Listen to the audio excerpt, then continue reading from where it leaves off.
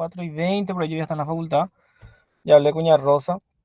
Vamos a ver la parte práctica que nos falta. Hoy le mandé los temas a Vanessa, de lo que va a entrar en el segundo parcial. En la teoría, en la práctica entra todo lo que es el segundo parcial, tipo tronco, ventrículos, todo eso entra en el práctico. Pero en el teórico solamente va a entrar lo que sería después de la entrega. Muy bien, ustedes tienen 10 puntos de entrega, tienen 10 puntos los que participaron en Neurón y el examen parcial va a valer 30, 15 práctico, 15 preguntas. Facilito y con eso terminamos nuestro año. Fecha de examen final ya tienen, la primera mesa todavía no, creo que ya me dijeron. Y ya, de Anato, la primera mesa va a ser el 23 de noviembre y la segunda mesa el Vale, 21 de diciembre. vale, perfecto. Entonces, antes del 23 vamos a fijar un repaso para los que harán la primera mesa. Un repaso práctico y de paso también algo teórico, ¿verdad? En la morgue. Bueno, los pares craneales, ustedes ya, la mayoría ya conocen, si no es todos, ya prácticamente todos conocen, porque esto ya se estudió probablemente en cabeza y cuello y en otras regiones, ¿verdad? Entonces no hay nada muy novedoso en los pares craneales. Nosotros acostumbramos a dividir en tres grupos los pares craneales, los considerados sensitivos puros, que incluye al olfatorio, al óptico y al vestíbulo coclear, ¿verdad? El par 1, 2 y el 8. Motores puros, creo que hay alguien para... Vamos a aceptar, después se enoja. Tenemos los motores puros, ¿verdad? Que son aquellos que tienen función motora, como bueno, el óculo motor realmente es mixto, ¿verdad? Porque tiene también una función vegetativa. Tenemos el troclear, el abducens, el accesorio y el hipogloso. Y entre los mixtos, motores, sensitivos y también vegetativos, tenemos al trigémino, quinto par, facial el séptimo, glosofaringio, nuestro par 9 y pago, que es nuestro par 10. ¿Cuál es la característica de estos pares? En general, los pares craneales se describe un origen real, que sería las neuronas que dan origen al nervio, ¿verdad? Serían los núcleos. Y el origen aparente se refiere a partir del punto donde es visible el nervio, ¿verdad? A eso llamamos justamente origen aparente y real. El uno es el olfatorio, es un nervio sensitivo, sensorial, ¿verdad? Porque lleva a cabo el sentido del olfato. Se sitúa en la cavidad nasal, específicamente en el techo, ¿verdad? En la lámina cribosa de nuestro hueso etmoides, a través del cual las neuronas cruzan justamente la lámina cribosa, ascienden, ¿verdad? Por la parte perforada del hueso y llegan a una estructura con llamada bulbo olfatorio, que es donde se reúnen células, las neuronas que van a dar origen al nervio olfatorio.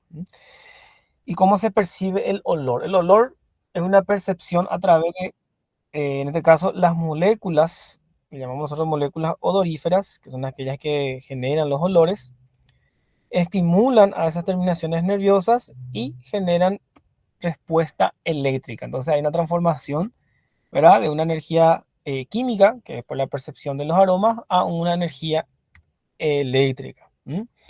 Muy bien, entonces aquí nosotros tenemos lo que sería en el techo de la cavidad nasal, las raíces que forman los nervios olfatorios. Estos cruzan la lámina cribosa y llegan al bulbo olfatorio, donde hacen sinapsis con las células mitrales, que son las células que finalmente darán origen a los axones que forman al nervio olfatorio.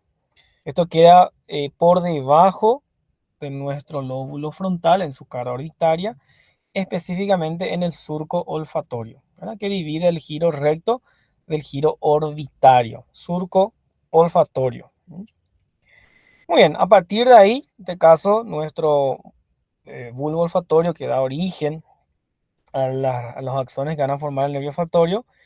Estos nervios o estos axones recorren todo el techo de la cavidad orbitaria nasal, se dirigen atrás donde llegan a nivel de la sustancia perforada anterior, donde se van a dividir en dos estrías, son dos fibras, una fibra medial y una fibra lateral.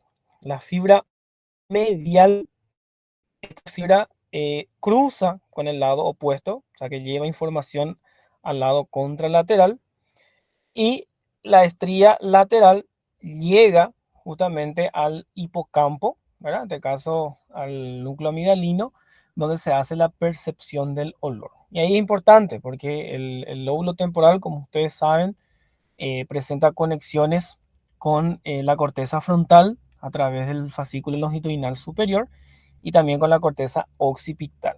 ¿Va? Es ICPA. Cuando yo veo una comida, automáticamente yo tengo la percepción de cómo va a oler esa comida. Por ejemplo, si yo les pongo ahora mismo la imagen, vamos a suponerle de una milanesa, ustedes automáticamente en su mente les va a venir el olor de una milanesa. ¿Por qué? Porque su lóbulo temporal asoció a través de sus conexiones límbicas con su almacenamiento y a través de la corteza visual por la interpretación de la imagen. La corteza visual vio una milanesa, comunicó con la corteza temporal y asoció con las memorias del olfato y reproduce el olor de la milanesa. Doy el ejemplo de la milanesa, claro, se puede aplicar a todo lo que ustedes quieran, pero eso es como ocurre justamente en la memoria. Nuestro segundo, y solamente a modo de recordar, ¿verdad? Cuando hay una lesión del bulbo olfatorio, normalmente se puede lesionar por traumatismo. Los traumatismos cuando afectan al lóbulo frontal son frecuentemente lesionados el lóbulo olfatorio, pero la causa más frecuente de lesiones del bulbo olfatorio son las rinitis a repetición, ¿verdad? Las rinitis crónicas pueden lesionar las raíces nerviosas y el paciente perder el olfato. Cuando se pierde el olfato, se llama anosmia. Anosmia es cuando yo no percibo los olores. Hiperosmia es cuando yo percibo olores más allá de lo que existe. O sea, exagero el olor. Huelo un perfume y me es invasivo y me da náuseas y todo de tan fuerte que es, y el olor realmente no es tan fuerte. Cacosmia es cuando el paciente refiere a tener un olor desagradable sin que haya necesariamente un olor desagradable en el ambiente. Y parosmia es cuando el paciente invierte los olores o percibe olores que no existen. Y ahí ya normalmente está asociado a trastornos del lóbulo frontal, que son ya los lóbulos de la percepción. El segundo par, que es el nervio óptico, ¿verdad? El nervio óptico es un par también sensitivo, sensorial, ¿verdad? Lleva a cabo la función de la visión. Su origen se encuentra en la retina, ¿verdad? Ese es el origen de nuestro nervio óptico. El origen real es el nervio óptico. El origen aparente consideramos que es a partir del quiasma óptico. Pero ustedes tienen que comprender que hoy en día consideramos el nervio óptico como una prolongación de la corteza realmente, ¿verdad? El nervio óptico nace en la retina, pero realmente es una conexión directa entre la retina y la corteza visual, que está allá atrás en el lóbulo occipital. En este caso, la retina, ¿verdad? A través de su capa ganglionar, da origen a los axones que forman el nervio óptico. El nervio óptico se forma a nivel de la papila, que es el punto donde nace el nervio óptico. Ahí se forma el nervio óptico. Esto se encuentra en la mitad temporal de la retina. La retina normalmente dividimos en dos mitades, una mitad nasal y una mitad temporal. Temporal porque está hacia afuera y nasal porque está hacia adentro. Muy bien, los nervios ópticos cruzan la órbita, salen de la órbita entrando a la cavidad intracraneana por el canal óptico, ¿verdad? Que se encuentra ahí a nivel del ala menor del esfenoides. En ese trayecto se relaciona íntimamente con la arteria oftálmica, que es rama de la carótida interna. A partir de allí, nuestro nervio óptico ingresa en la craneana y ahí ocurre un detalle anatómico. Nuestra retina, como ya les dije, nosotros dividimos en dos mitades, una mitad temporal y una mitad nasal. La mitad nasal porque se encuentra medial y la mitad temporal porque se encuentra lateral. La mitad nasal, que estaría aquí medialmente, esta mitad mira hacia el lado temporal, ¿verdad? Porque mira hacia afuera. Mi retina temporal mira hacia la nariz, entonces mira hacia el campo nasal. Entonces ahí tengo dos conceptos, retina nasal y retina temporal. Y los campos visuales, campo visual nasal, campo visual temporal. Entonces, la retina nasal mira hacia el campo temporal y la retina temporal mira hacia el campo nasal. ¿Se comprendió? Son dos conceptos. Uno es la retina como estructura y otro es la visión. ¿Qué ocurre? La retina, ¿verdad? Cuando nace el nervio óptico, lleva entonces dos mitades. Una mitad externa, que es la retina temporal, que mira hacia la nariz, y la parte interna, que es la retina nasal, que mira hacia el campo temporal. A nivel del quiasma óptico, ocurre un entrecruzamiento de las vías. Pero ¿quién cruza? Cruza solamente la vía nasal. La vía nasal de un lado viene, cruza al lado opuesto. La misma cosa ocurre con la vía nasal del otro lado, cruza con el lado opuesto. La retina temporal, voy a cambiar acá de color. La retina temporal, ella no cruza, ella sigue el mismo lado, ¿ok? Cruza aquí el mismo lado. Muy bien. A partir de allí, a partir del quiasma óptico, ahí prácticamente ahí termina el nervio óptico. Entonces el nervio óptico tiene una porción retiniana, tiene una porción orbitaria y tiene una porción prequiasmática. A nivel del quiasma se cruzan las vías y posquiasma ya no es nervio óptico, sino que llamamos ya tracto óptico.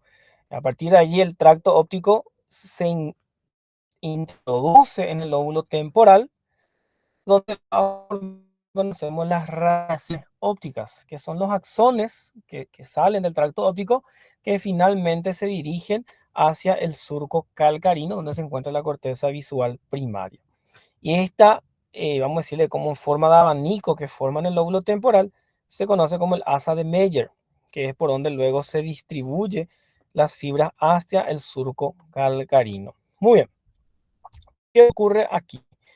Vamos a suponer, en este caso, en este dibujo aquí del lado derecho, si yo tengo una lesión del nervio óptico, vamos a suponer que se lesiona aquí, se lesiona totalmente el nervio derecho. ¿Qué va a pasar con ese paciente? El paciente va a tener una ceguera del ojo derecho, total, porque se lesionó todo. El lado izquierdo, normal, ¿ok?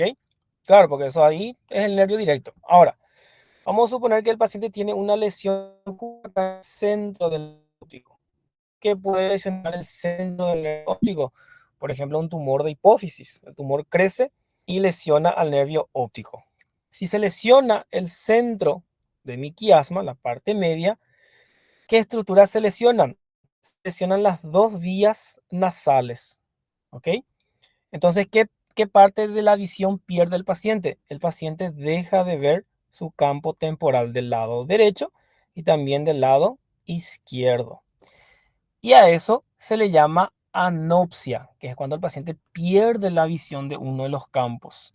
Y como el paciente pierde el campo temporal, entonces es una anopsia temporal. Y como es de los dos lados, entonces es una anopsia temporal bilateral. Normalmente acostumbramos a decir hemianopsia porque es la mitad, ¿verdad?, la retina que perdió realmente. Entonces, un paciente con lesión central del quiasma, como un tumor de hipófisis, constituye un trastorno llamado hemianopsia bitemporal, muy común en los tumores de hipófisis. Ahora, si las lesiones ocurren por detrás del quiasma óptico, allí ya es un poco más compleja. ¿Por qué? Porque aquí ya tengo mezclada la vía, o sea, en este caso, la visión temporal del mismo lado y la visión nasal del lado contralateral. Entonces, aquí yo ya puedo tener o la pérdida de la visión de un cuadrante nada más. Normalmente dividimos el ojo en 4 cuadrantes, ¿verdad? Este es el ojo, ¿verdad? La retina realmente, divido en 4 cuadrantes. Entonces tengo un cuadrante nasal superior, nasal inferior, temporal superior y temporal inferior. Después del quiasma, normalmente se lesiona, si hay lesión, se pierde solo un cuadrante. Entonces el paciente tiene algo que se llama cuadrantanopsia. Pierde solamente la visión de un cuadrante, que puede ser o nasal o temporal y puede ser o superior o inferior. Y si la lesión es a nivel de la corteza, del surco calcarino, hablamos de la cortical. Y allí también la visión es por cuadrantes, no es que pierde todo un ojo. ¿Por qué? Porque al surco calcarino ya llega una vía cruzada. Muy bien, esto es lo que estábamos hablando. Entonces, el tracto óptico, ¿verdad? Que se encuentra ya posquiasma, se encuentra posquiasma. Parte del tracto óptico se dirige para formar las radiaciones ópticas, que ya dijimos, pero algunos axones hacen contactos con núcleos mesencefálicos. En este caso, hacen conexiones, por un lado, con los núcleos supraquiasmáticos, principalmente para la parte de la coordinación, y con los núcleos tectales. Aquí, en los núcleos tectales, vamos a decirle, la unión más interesante y más relevante que ocurre es una conexión con el tercer par. ¿Para qué? Para formar lo que llamamos nosotros el reflejo pupilar. Porque sabemos que el tercer par, que es el óculo motor, aparte de tener una función motora, él también controla la dilatación del esfínter de la pupila. Y la pupila se dilata en respuesta a la luz. Entonces, la luz llega a la retina, se estimula el nervio óptico, esa información, un lado va a la corteza visual para que se haga consciente y una parte se conecta ya a nivel mesencefálico. ¿Para qué? Para que ya se genere la respuesta pupilar. Entonces, si hay mucha luz, ¿qué pasa con la pupila? Se achica para disminuir la entrada de luz a la retina. Si hay poca luz, dilata la pupila para que aumente la cantidad de entrada de luz. Por eso que, ya creo que hay alguien que entrar. Por eso que en la oscuridad, si ustedes evalúan una pupila, van a encontrar una pupila dilatada. Y eso se llama pupila midriática. Y cuando están bajo un estímulo luminoso muy alto, las pupilas están chiquititas, se llaman pupilas mióticas. Muy bien, esto es lo que estábamos explicando recientemente, ¿verdad? El nervio óptico trae dos mitades, una mitad temporal y una mitad nasal. A nivel del quiasma cruzan las mitades nasales. Entonces, en el tracto óptico yo tengo una retina temporal del mismo lado y una retina nasal del lado opuesto. Y eso es la forma en que llegan a la corteza visual allá en el surco calcarino. Antes de eso, hacen conexiones con los núcleos mesencefálicos, principalmente para los reflejos. En este caso, el reflejo más importante, el reflejo pupilar. Esto es lo que habíamos dicho, ¿verdad? La mitad nasal de la retina mira hacia el lado temporal, la mitad temporal mira hacia el lado nasal. Recuerden que la retina temporal no cruza, ella se mantiene en el mismo lado. La que cruza es la corteza, o en este caso la retina nasal. Bien, ¿cuáles son las neuronas que conforman la vía visual? Los conos y bastones son los que recepcionan realmente a la luz. Ellas son las que recepcionan a la luz, ¿verdad? A través de sus neuronas bipolares conectan con las células ganglionares, ¿verdad? Básicamente ocurre. Voy a dibujar mi pizarrón. Acá tengo cono, ¿verdad? Que es el encargado de la visión en colores. Los bastones son células cilíndricas y se encargan de la visión en blanco y negro. Los conos dan la visión en detalles, los detalles finos, y los bastones principalmente actúan en la oscuridad. Estos tienen axones que van a estar con las células bipolares, ¿ok? Ambos, ahí. Y estos bipolares finalmente conectan con las células ganglionares, que es donde nacen los axones que forman al nervio óptico, ¿ok? Y ahí ya se dirigen hacia nuestro quiasma óptico. Entonces, esto es lo que ocurre en la vía visual, como una mitad temporal y una mitad nasal. La retina mira hacia el campo temporal y la retina temporal mira hacia el campo nasal. Y esto es lo que constituye justamente los cuadrantes. los cuadrantes temporales y los cuadrantes nasales. A nivel del quiasma, cruzan las vías nasales, o sea que cruzan la vía del lado derecho pasa al izquierdo y del izquierdo pasa al derecho. La vía temporal no cruza y así mismo llega a la corteza visual. Muy bien, el reflejo pupilar es un reflejo que tiene una respuesta aferente, esa tiene una señal aferente y una señal eferente. La aferencia es por donde llega la luz. En este caso, la vía aferente del reflejo pupilar es el nervio óptico. Siempre la aferencia es un nervio sensitivo, siempre. Y la vía eferente, que es la que trae la respuesta, es el tercer par, oculomotor. La vía eferente siempre es un nervio motor. Y ahí llegamos al tercer par, llamado oculomotor o motor ocular o común, ¿verdad? Acuérdense que a partir de estos pares, a partir del tercer par, todos estos pares tienen origen aparente en el tronco. Todos, todos, todos, todos. Algunos tienen sus núcleos en el tronco, otros tienen en la médula, pero en general sus orígenes se centran todos en el tronco. En el mesencéfalo, el tercer par tiene su origen tanto real como aparente. Su origen real son los núcleos periacueductales, que son los núcleos que se encuentran alrededor de nuestro acueducto de cilio, específicamente lo que están por delante, los núcleos preacueductales. De allí nacen los axones que forman el nervio oculomotor, aquí hacia adelante, y salen del mesencéfalo, se hacen visibles en la fosa interpeduncular, que es la cisterna interpeduncular. Ese es el origen real y el origen aparente del tercer par. Una particularidad, en su emergencia, el tercer par pasa por una pinza vascular que está formada, que vimos en la clase pasada, está formada por la arteria cerebral posterior y por la arteria cerebelosa superior. Y esa es una estructura constante, siempre está presente. Luego tenemos algunos núcleos que son accesorios, ¿verdad? Que son los núcleos vegetativos que van a actuar principalmente en el reflejo pupilar, porque el nervio motor ocular o común inerva principalmente los músculos extrínsecos del ojo, esa es su función motora. Pero la función sensitiva o la función sensorial, sensitiva, perdón, es vegetativa y es justamente para el reflejo pupilar. Aquí tenemos nosotros los núcleos preacueductales. Aquí se encuentran justamente los núcleos motores o el núcleo principal. Y ahí tenemos los núcleos accesorios, ¿verdad? Que son los núcleos que van a dar la parte vegetativa. Muy bien, esto ya dijimos, el tercer par emerge por la fosa interpeduncular, por la pinza vascular formada por la cerebral posterior y la arteria cerebelosa superior. Se dirige hacia adelante, donde tiene relación muy importante con la arteria comunicante posterior.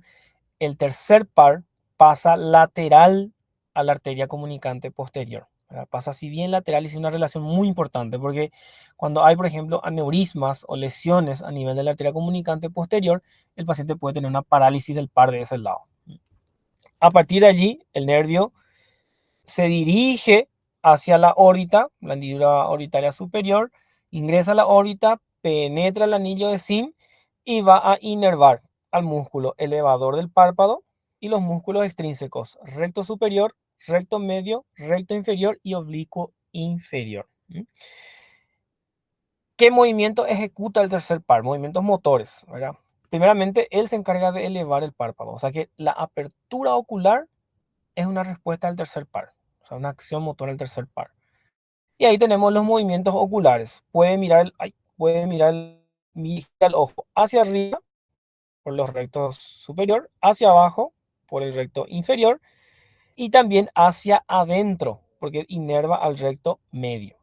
Entonces, una lesión del tercer par craneal va a generar dos respuestas en el paciente, o sea, tres realmente puede ser. Como él se encarga del reflejo pupilar, si se lesiona el tercer par, se pierde el reflejo pupilar y la pupila va a estar dilatada, ya no tiene la capacidad de contraerse. Entonces el paciente presenta midriasis. Como él también se encarga de elevar el párpado, entonces el paciente pierde la capacidad de abrir el ojo. Entonces tiene algo que se llama ptosis palpebral. ptosis, se le cae el párpado de ese lado. Y por último, el paciente también tiene dificultad para mover el ojo. En este caso, no logra mover hacia adentro. ¿Por qué? Porque perdió la fuerza el músculo recto medio. ¿Y qué músculo va a tener fuerza? El recto lateral. Entonces el paciente tiene, a ver si tengo acá, no puse. Entonces el paciente tiene el ojo desviado hacia afuera. Entonces, tres funciones se pierden si se pierde el tercer par: reflejo pupilar, elevador del párpado y mover el ojo hacia adentro. Y ahí es muy importante porque ahí hablamos de lesión completa o lesión incompleta del tercer par. Y aquí vemos el tercer par pasando por el anillo de Sim, que sería aquí, y ahí inervando los músculos extrínsecos del ojo. El cuarto par es un nervio motor, ya conocido como troclear. Su origen es el núcleo postacueductal, o sea que son los que están detrás del acueducto. Es el único par que sale por detrás del mesencéfalo, o sea, detrás del tronco, es el único par. Sale por detrás del tronco, recorre las cisternas peritroncales, ambiens y crural, y de allí se dirige por el borde libre del tentorio. Él recorre el borde libre del tentorio, llegando hasta ingresar a la cavidad orbitaria e inervar al músculo recto medial. Muy bien. Inerva al músculo, perdón, oblicuo superior, que está hacia... hay un detalle importante. El oblicuo superior es girar el ojo hacia arriba y hacia afuera. Cuando se lesiona el cuarto par, el ojo gira hacia adentro, ¿verdad? Y normalmente es difícil de distinguir de una lesión del sexto par.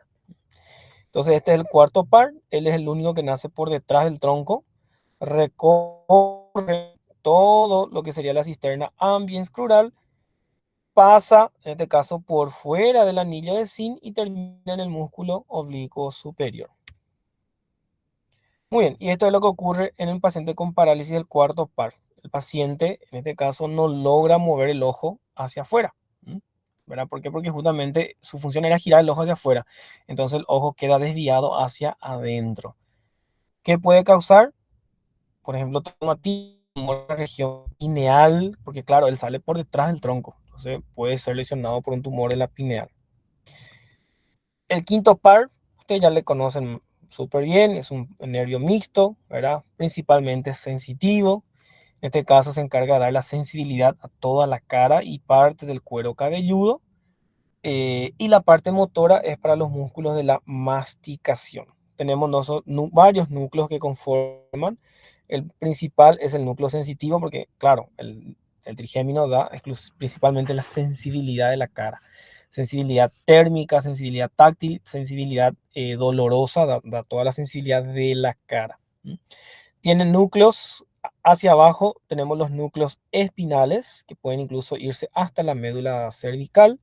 Tenemos los núcleos mesencefálicos que se extienden hacia arriba. Todos son dependencias todavía prácticamente del núcleo principal que se encuentra a nivel del puente. ¿Okay? A nivel del puente se encuentra.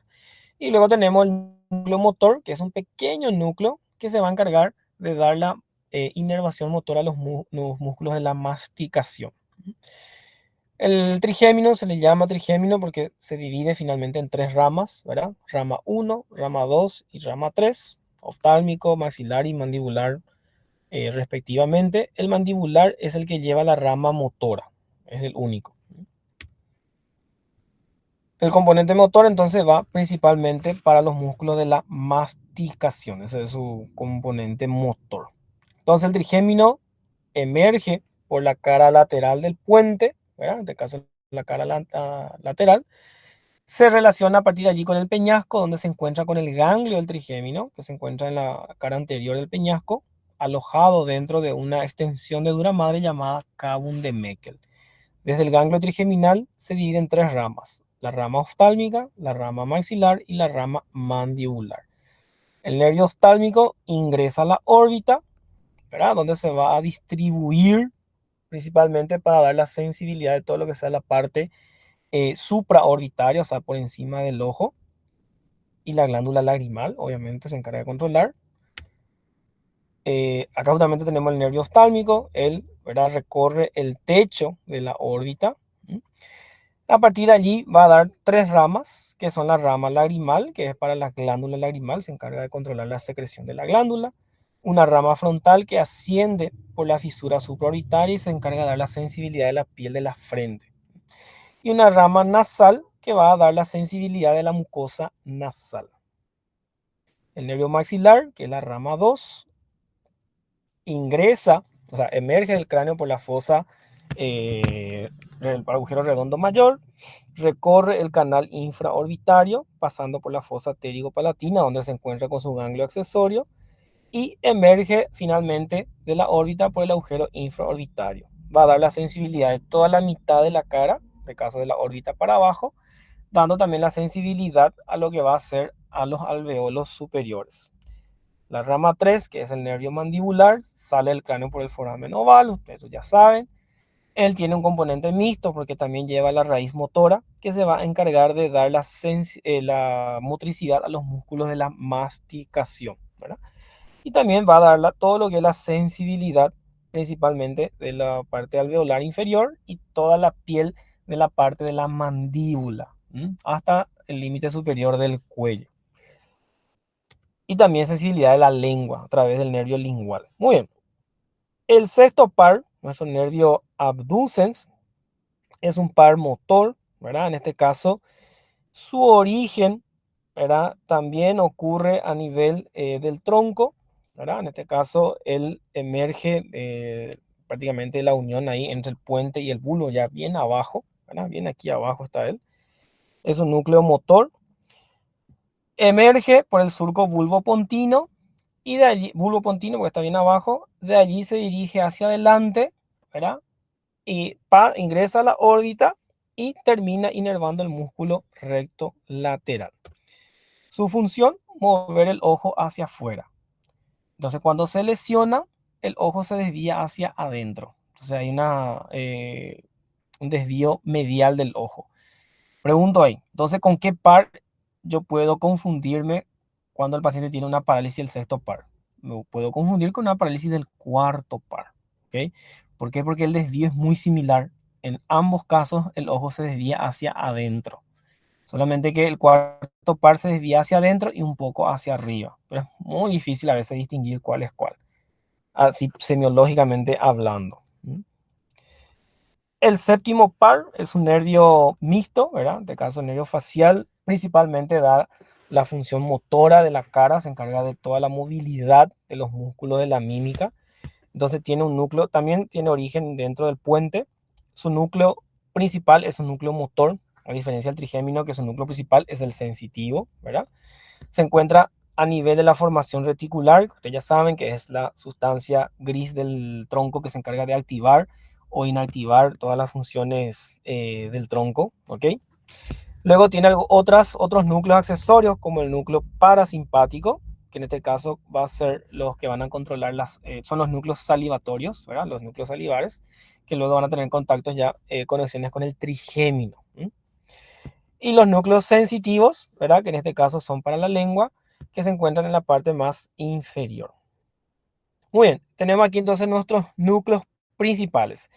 El núcleo motor es el núcleo principal de nuestro nervio facial, porque él es principal, él es un mixto, pero principalmente motor. Tiene otros núcleos asociados de él, como el núcleo salivar, que luego que finalmente se conecta con el trigémino. El nervio facial abandona al tronco a través del surco bulbopontino, o sea que entre la unión del puente con el bulbo, donde se va a relacionar íntimamente con nuestro nervio 8, ¿verdad? De hecho que cuando los dos nervios juntos atraviesan el conducto auditivo interno, le llamamos lo complejo 7-8, ¿verdad? Complejo 7-8 le llamamos nosotros.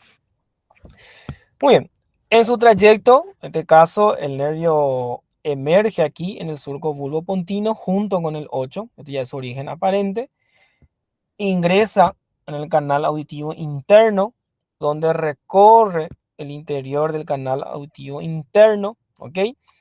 Hasta emerger del cráneo por el agujero estilomastoideo, ¿verdad? Un pequeño agujero entre la apófisis estiloides y la apófisis mastoides.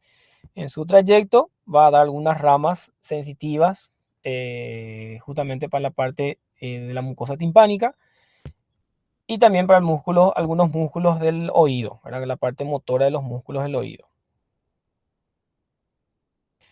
Muy bien. Eh, el nervio facial, ¿verdad? Hace un recorrido intrapetroso principalmente hasta emerger, en este caso del cráneo, por el agujero estilo mastoideo, ¿ok? En su trayecto da al nervio cuerda del tímpano, que se va al origen, en este caso se direcciona al oído medio. Muy bien. En este caso se va a encargar, en su salida se relaciona con la glándula parótida, ustedes ya saben eso, cruza la glándula parótida sin inervar a la parótida. A partir de allí se divide en dos ramas, una rama frontal y una rama cervical, para inervar a todos los músculos de la mímica, ¿ok? Todos los músculos de la mímica. Muy bien. El nervio facial, van a escuchar mucho, son las parálisis faciales. Las parálisis faciales pueden ocurrir en distintos niveles, ¿ok?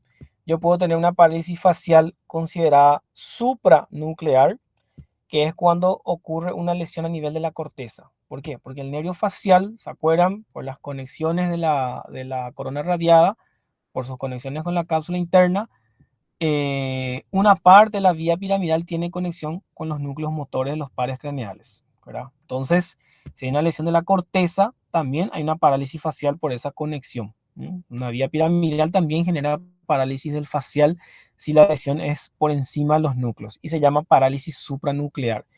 ¿Cuál es la característica, vamos a decirle, de la parálisis facial supranuclear? Que normalmente en la supranuclear la mitad superior de la cara está preservada la función motora y solamente se afecta la mitad. O sea que el paciente tiene un trastorno en la comisura labial principalmente. Se desvía en el lado lesionado.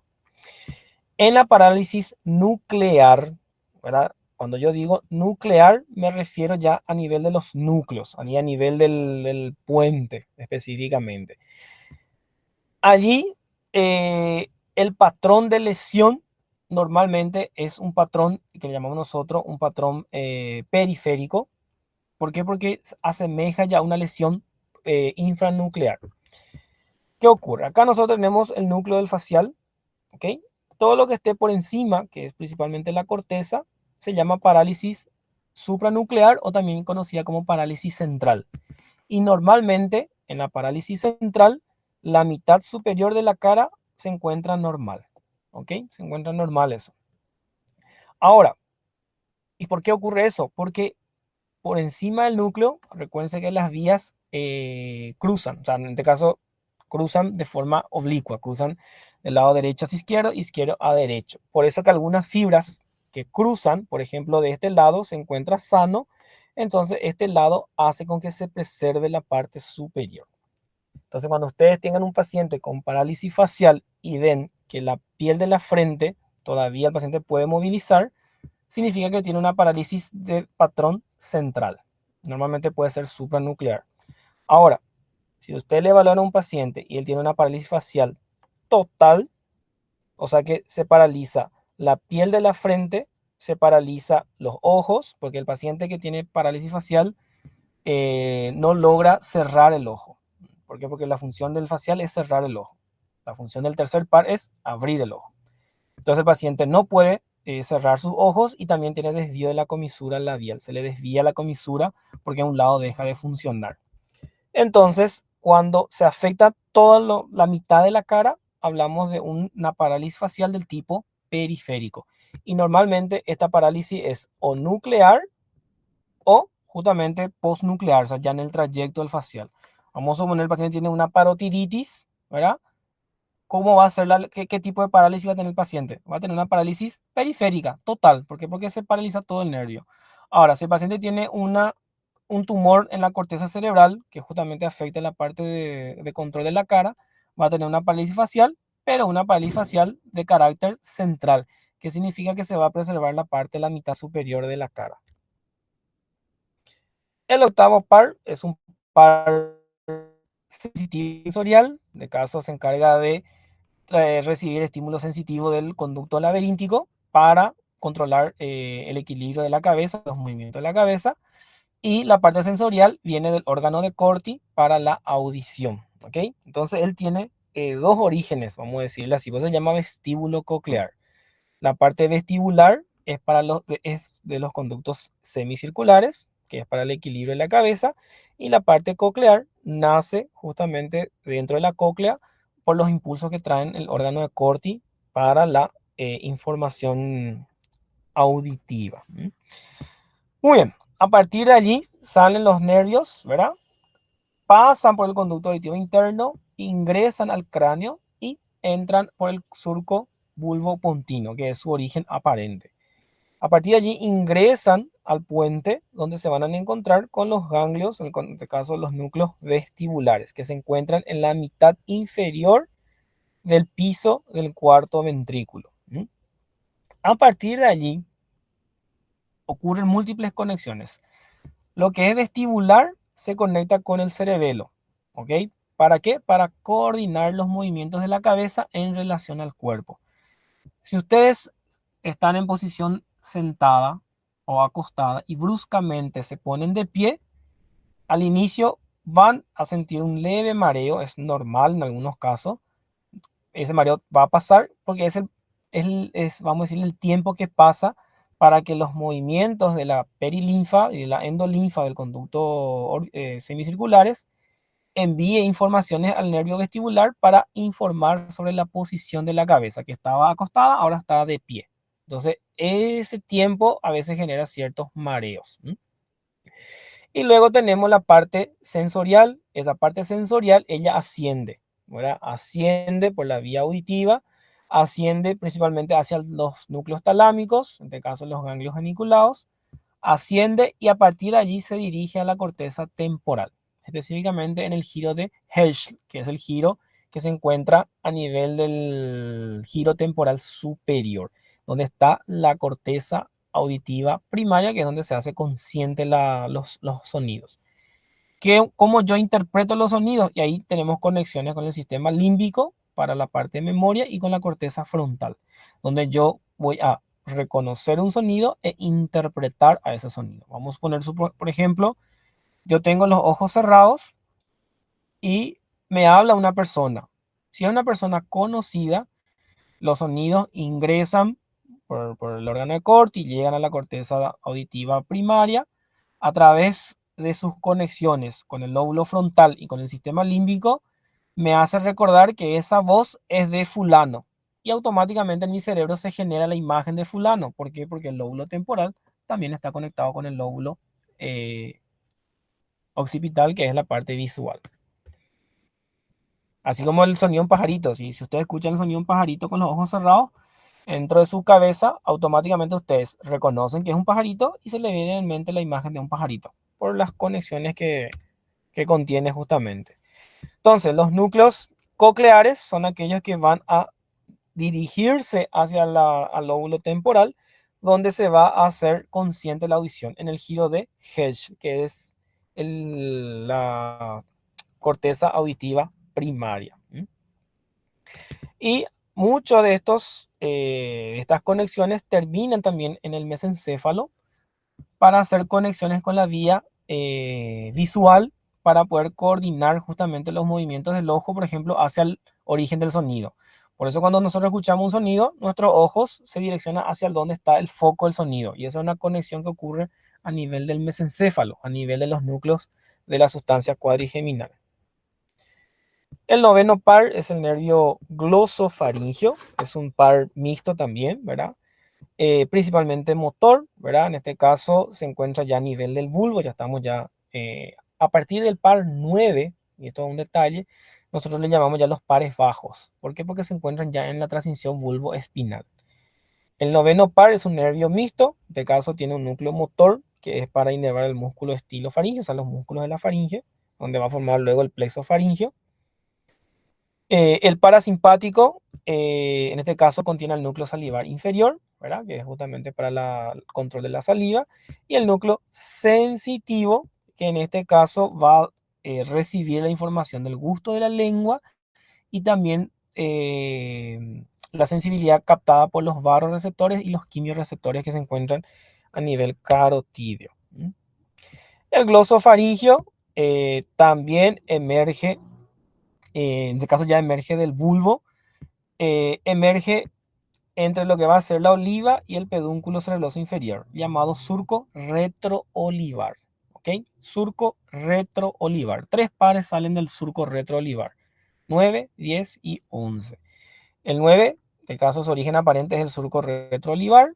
A partir de allí, el glosofaringio abandona el cráneo por el agujero rasgado posterior, que es por donde sale el cráneo y se va a dirigir a los músculos, en este caso de la faringe, captar la sensibilidad de la lengua y también la sensibilidad de los quimiorreceptores y barroreceptores del sistema carotídeo. El vago, ustedes le conocen muchísimo desde el comienzo de la carrera, creo que es el par que uno conoce casi el primer día. Es un nervio también mixto, es un nervio que se extiende ampliamente, es el gran parasimpático del cuerpo humano, ¿verdad? Él es el que lleva la inervación parasimpática a los pulmones, al corazón, al tubo digestivo, ¿verdad? Ustedes eso ya conocen súper bien.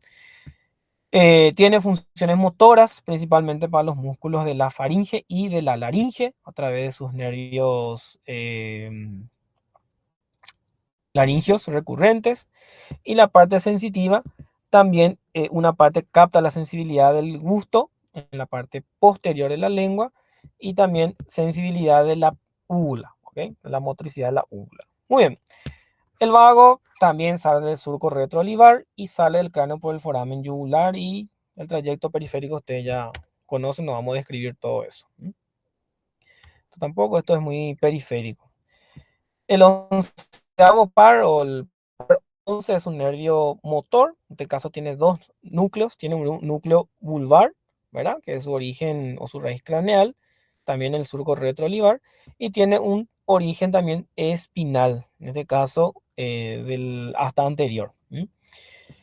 Emerge del cráneo también por el agujero rasgado posterior y va a inervar dos músculos: esternocleidomastoideo y trapecio. Principalmente motor. Y por último tenemos nuestro hipogloso, es un nervio también principalmente motor para los músculos de la lengua, ¿verdad? Pregunto a la platea, ¿todos los músculos de la lengua están inervados por el hipogloso?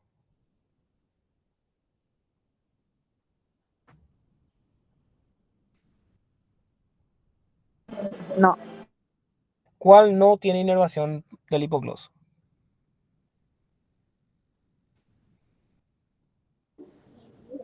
palatogloso preino, Muy bien, palatogloso, excelente, que está inervado justamente por el vago. Perfecto, súper, súper, súper, muy bien.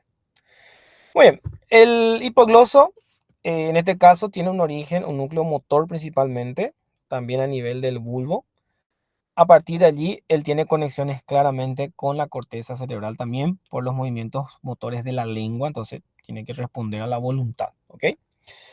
Emerge el cráneo por el surco preolivar, a diferencia de los otros pares, él sale por el surco preolivar y sale del cráneo por el agujero o el conducto del hipogloso, que se encuentra a nivel de los cóndilos del occipital. A partir de allí, él sale del cráneo, ¿verdad? Llega a la lengua, en este caso dando la inervación motora a prácticamente todos los músculos de la lengua, excepto el palato gloso que ya dijimos. Y ahí se relaciona en el cuello con los distintos triángulos, eso ya periférica, ¿verdad? Muy bien, perfecto. Descartar. Ahí prácticamente era eso. Algunos pares ya ustedes conocen, por eso no insistí mucho en eso. Preferí insistir en los pares que son más del área de neuro, así como los que tienen control de los ojos, ¿verdad? El vestíbulo coclear, que también eso es más para también la parte auditiva. ¿Alguna pregunta? ¿Alguna duda? ¿Algún comentario? Tenemos clase marcada lunes, 4:15, 4:20, yo voy a estar por ahí. Y luego una última clase miércoles a la mañanita temprano. Y nuestro examen marcamos para el jueves a las 8. Teórico práctico, y ahí terminamos con neuro. Y luego vamos a ir marcando los repasos en la morgue para la primera mesa y la segunda mesa sucesivamente. ¿Alguna pregunta? de mi parte no, muchas gracias. Doctor, yo te quiero hacer una pregunta. ¿Sí? ¿El trayecto y relaciones de los pares también vamos a enfocar? Solo, solo lo que es central, lo que es periférico no, Ah, dale.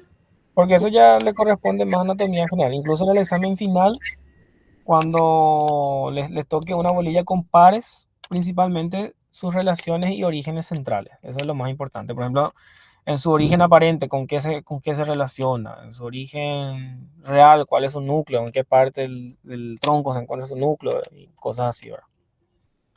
Claro, el nervio óptico son excepciones, porque el nervio óptico, el nervio olfatorio y los oculomotores son nervios que están todos dentro del sistema nervioso, entonces sí van a tener que hablar de todo.